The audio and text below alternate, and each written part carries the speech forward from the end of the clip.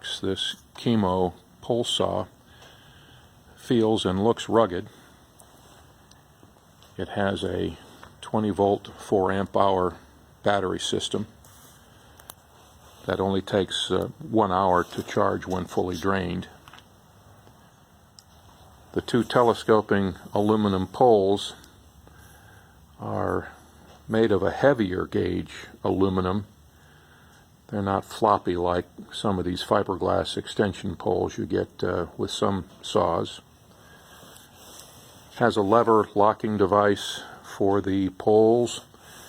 It has a easily snap in and remove saw head that is also locked into place with the lever locking device. The 8-inch chain bar and saw head is pivotable just by depressing these buttons.